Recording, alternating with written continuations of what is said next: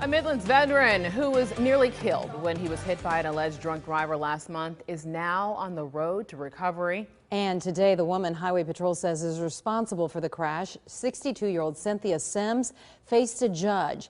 This is the mugshot from her arrest. Sims' bond is set at $60,000, and at last check, she is still in jail and has not bonded out. Highway Patrol says that she was driving eastbound in the westbound lanes of Highway 378 just outside of Eastover late last month. Now, when she collided with Everett Scott, who was on his motorcycle, Caroline Hecker spoke with Scott as he now adjusts to his new normal.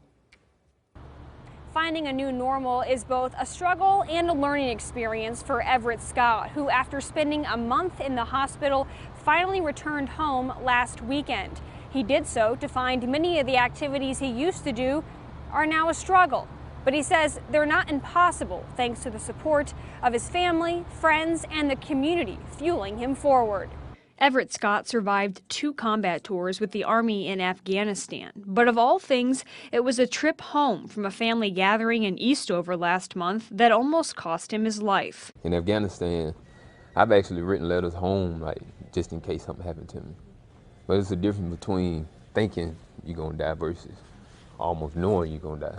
It was in the back of the ambulance. Scott says those thoughts crossed his mind as he was losing a lot of blood, his left leg severed above the knee. Moments before, Highway Patrol says 62-year-old Cynthia Sims crossed over the median on Highway 378 outside of Eastover. They say she began driving eastbound in the westbound lane, striking Scott and throwing him from his bike. The scene so grim, family members who stopped to help had trouble looking at his leg. Doctors later had to amputate it. You got to take the punches that life throw at you.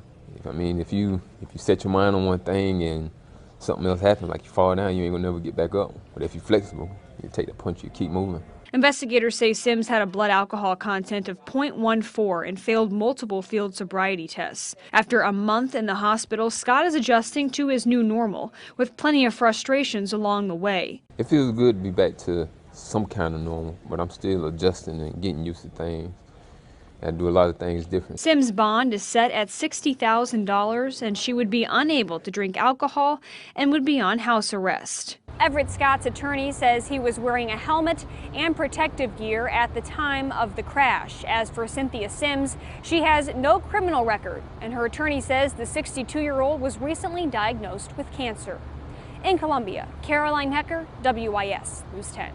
Caroline, thank you for that report. The South Carolina Highway Patrol is still investigating the crash.